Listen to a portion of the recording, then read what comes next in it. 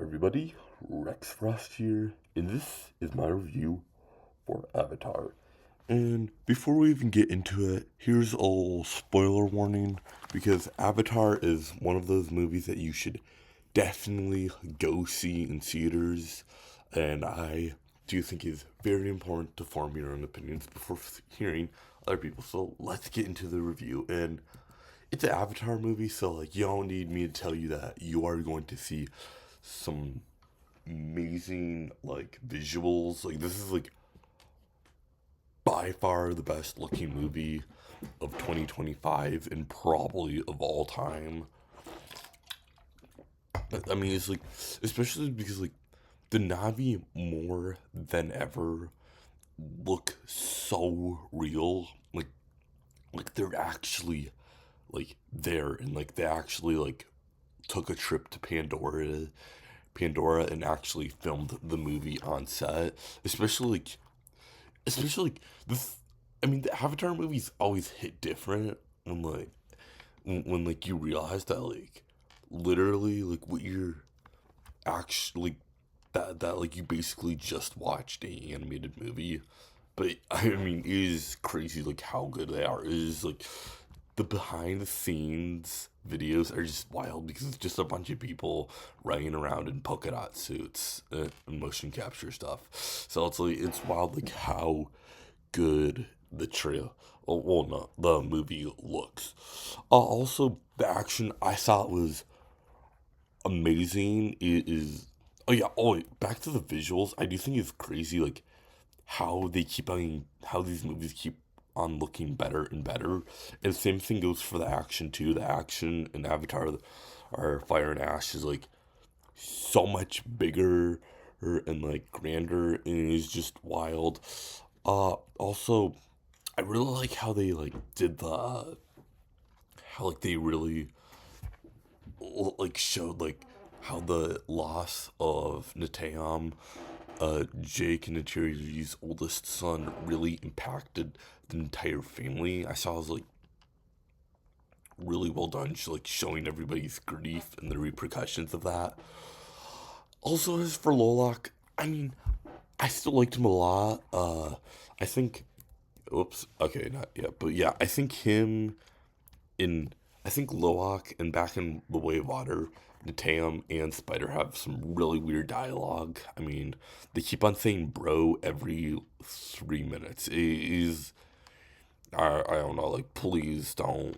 I mean, I at least don't talk like that. Maybe other people do, so yeah, but I mean yeah, I mean I guess this is like more onto like I do enjoy his like how they showed it like his grief and feeling really guilty for that.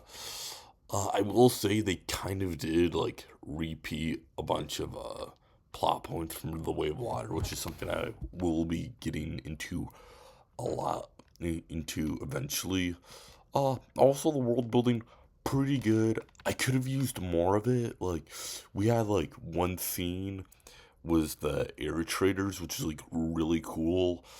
Well, and then like also we got the Ash people. That was insane. They were great. And then like this one scene at the end showing how like Pandora is all connected with the Navi. Yeah, I saw that was really cool, but I just could have used a little more. But what we got was pretty good. I just think like compared to like the previous two movies, it is just like I feel like we're kind of missing that. Like they have like significantly more world building than this movie. Uh, Also the villains really good. I forgot her name. Uh, wait, what? I think it was like Vang or something. She was like really intense. I really appreciate how like they made her like not just like some crazy villain and like she actually has real motives and like an understandable uh like justification for why well it's not understandable but like I get why she's doing it because like her people went through like a huge tragedy and AWA wasn't there to protect her people and so like they all like feel like AWA gave up on them so they're giving up on AWA. I thought it was like really interesting. Also like the idea of like Navi that don't believe not Awa is pretty cool. Also, I really like the contrast between uh, Vang and Korich was Natiri and Jake. I feel like that's like really interesting, like how they're like dark mirrors to them. Also, Korich is like, wow. I mean, you know, one of my issues with Avatar: The Way of Water is that I feel like him getting saved at the end by Spider.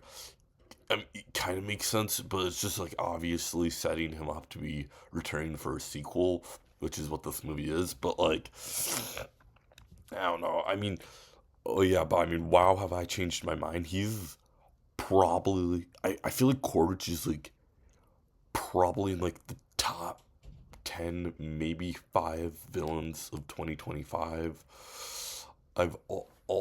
Also, I really like how like they're really like how like Courage is becoming more and more Navi every single film, and I feel like that's like a really cool concept that they've been playing with, and like the execution for that's been amazing.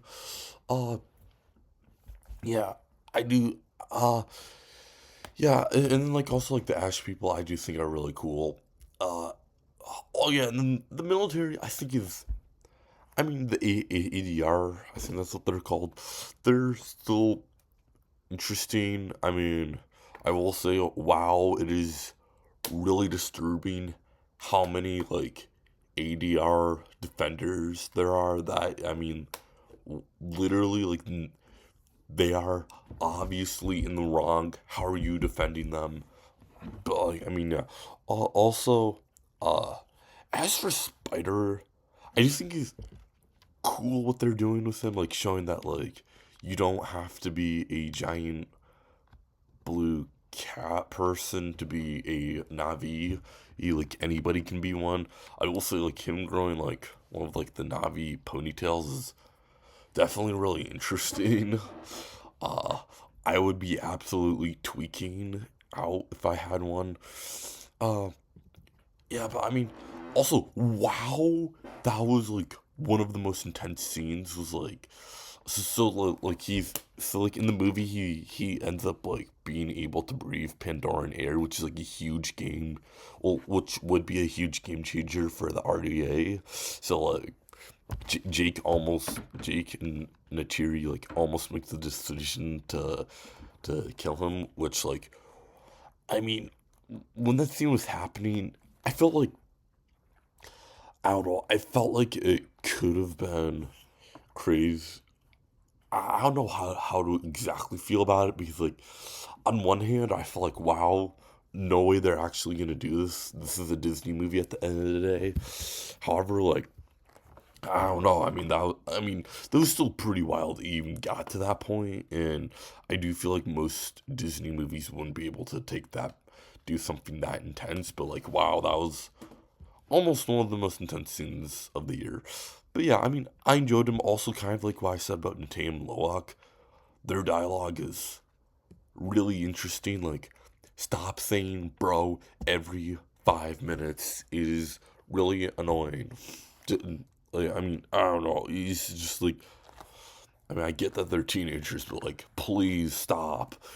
Uh, okay, as for my mixed, I mean, I just feel like Uh, well, I mean, okay, so it turns out that like the Way of Water and Avatar: Fire and Ash were originally supposed to be a two-parter, supposed to be one movie, but they're split into two parts, which I do think is like really interesting. I mean, kind of like onto my main uh negative is that like the Way of Water. Oh no. Avatar: Fire and Ash is like way too repetitive. Also, like all too safe. Like, I mean, they repeat some of like the same plot points from the second and first movie. Is well, especially the second movie, like way too much. And like, even like knowing that like this is supposed to be one movie. I mean, Fire and Ash quite literally picks off exactly where the Way of Water ended. Was like the entire family like connecting to the underwater tree. That is like legit where it picks up after. So it's like I don't know. And like as I mean, I feel like I mean okay, I feel like splitting it into two parts is definitely a smart idea because wow, these movies are too long. I mean, I couldn't hold myself, so I had to use the bathroom in the middle of the movie. But like, seriously, like 3 hours and 18 minutes is insane, and it's like, so it's like knowing like that, especially is like, imagine if the Way of Water like they chose not to split into two, and it was like a 4 hour theatrical movie, like that would have been like insane. But I mean, as for like splitting into two parts, I feel like they probably made the right decision. I just feel like I just really wish they made Fire and Ash less of a part two, because like I feel like okay now one if you're seeing a third movie in a movie series and like expecting it to be able to 100% stand on its own, you are actually like I don't know. I mean, you're like literally like trying to I don't know what to say, but I mean it's like I mean yeah, I mean if you're expecting like yeah, but I mean okay, if you're expecting like a third movie in a series not to be like a follow up kind of and like be able to stand on its own, yeah, I mean you're kind of like going to expect it to fail, but also on the other hand, I do think that is equally important for like each movie to like in a series to stand on its own and be like a definitive. I don't know, but I mean, I just think it's important to it's good to be a sequel. However, you do need to like be able to stand on your own somewhat, and I feel like Fire and Ash does not do that at all. But I mean, my main issue is that it's just like, too repetitive. No sake. Like, WoW does like wow. Okay, Nitam's death at the end of the Way of Water is like very was like insanely risky move, but like wow did that pay off? And like I just feel I mean Fire and Ash just did not have like any risks in it at all. It was just like a very safe movie. But like and yeah, I mean also the runtime. Also, okay, for Avatar 4 and 5, we need a time jump. I mean, this isn't really a con. I feel like, especially, I mean, based on like everything I heard, it seems like how this was originally gonna be is it was the Avatar movies were gonna be a trilogy. So we had the first movie, second. So we'd have Avatar 1, Avatar: The Way of Water, which would have been Avatar or 2 and 3 combined, and then Avatar 3, which would have been Avatar 4 and 5 combined. So I mean, definitely interesting. I really hope we can get a fourth and fifth Avatar movie. Like, I mean, let James Cameron make as many as he wants. Uh, I mean, there's just like so much to explore in Pandora, and also saying, and also like speaking of like so much to explore. I mean, I feel like Avatar: Fire and Ash, if it is going to be the final Avatar movie, I don't really know what to say because it's like, yeah, but that I've been speaking for a while, but yeah, but I mean, if Avatar: Fire and Ash is going to be the final movie in the series, that is a very disappointing end because it just, I don't know, it just doesn't really hold out on its own, and it's also like a I don't know, it doesn't hold out on its own, and it's not really like a good overall ending to the series. So it's like I really hope we can get a fourth and fifth because I feel like there's so much to explore, and like I do know like if we do get a fourth movie, I do know that there is supposed to be a 6 year time jump, which I'm very glad that they would be doing because that is very much needed. But oh yeah, also as for the ending, I just I thought it was really cool showing how like all the Navi are connected. However, we they literally broke the trend of ending each Avatar movie was like Jake Sully opening his eyes. Like you had the perfect opportunity. I mean, as cool as the ending was, just like why couldn't you like you literally broke the trend. That was like come on. And I mean, this isn't really that much of a con at the end of the day, but yeah, overall, I really enjoyed it. Uh, I really don't want to give Avatar Fire and Ash a 7.5 out of 10.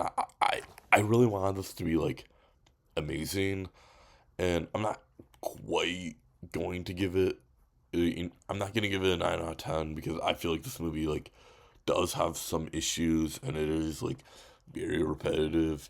But like I don't know, maybe I should bump it up to an 8 because like I don't, you know what? I'm gonna give it a 8 out of 10, but I'm gonna keep it as green and a good because like I do think this is a good movie. I mean, this is by no means a bad movie. It just like has all issues. I also do think this is definitely the weakest out of the Avatar series. I mean, here's my quick ranking: first, Way of Water; second, Avatar; third, Fire and Ash. And yeah, I mean, it is the weakest, but like I do think it is a really good movie. You know what? Ah, okay, I don't know. Like, ooh, okay, this is difficult. Okay, I'm gonna change this around because I feel like, okay, the idea of okay, Avatar: Fire and Ash is like automatically better than every movie good in my 7 out of 10 tier, so I'm definitely gonna bump it up. I put it ahead of K-pop Demon Hunters and Novocaine, I guess. I mean, I do think it is a good movie. I mean, it is significantly better than all of these movies. I mean, a lot better production design. Not that I'm like taking shots at any of these movies. I think they're all really good, but I just feel like Avatar like deserves to be Avatar Fire and Ash deserves to be in great because I do feel like you know what yeah, no, I do think The Long Walk was a better movie. Yeah, okay, I feel like this is good. I don't know. I mean, I am a little disappointed. I did want Avatar Fire and Ash to be one of the best movies of this year. I don't feel like it quite makes it to the top. I don't know. I'm just a little disappointed. I mean, this decision does hurt. Like, yeah, I did think a lot of this decision, a lot.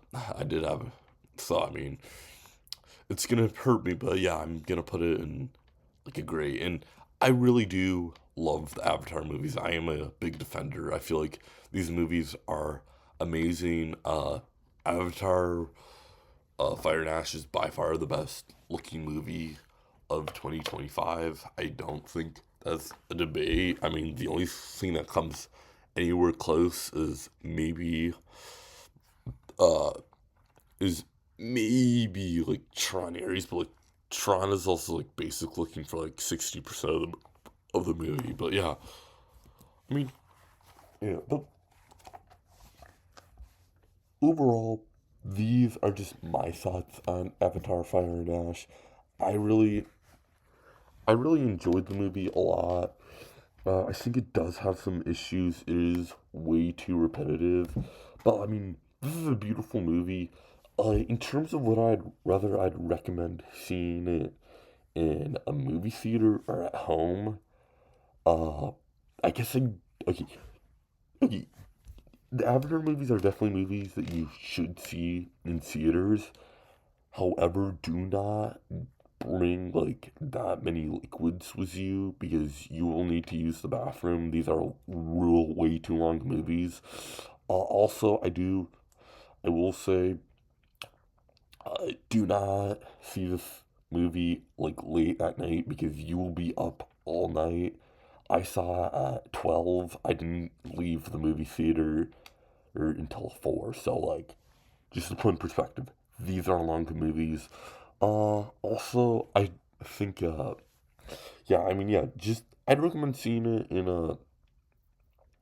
in theaters. I will say my opinion on Avatar: Fire and Ash will probably increase once I do give it a rewatch when it comes to streaming or DVD. So I mean, I do think I will eventually have a chance to like this movie even more. But yeah, overall, yeah. But I mean, overall, I really enjoyed Avatar: Fire and Ash. I definitely recommend seeing it in theaters. Yeah, feel free to tell me your thoughts on it down in the comment section. Also subscribe because I've got a lot of big videos coming up. Seeing how Avatar: Fire and Ash is the final movie of the year that I planned on seeing in theaters. I don't. I will have a 2025 movies ranked, and so I'm really looking forward to that. Also, I do have a lot of smaller like rankings for like different categories for 2025, like villains, superhero suits, and like TV shows. So I mean, there's a lot to come. I'm definitely looking forward to wrapping up 2025. And if you saw Avatar: Fire and Ash, definitely leave your thoughts down in the comment section. And subscribe for more videos to come. I'll see you all later. Bye.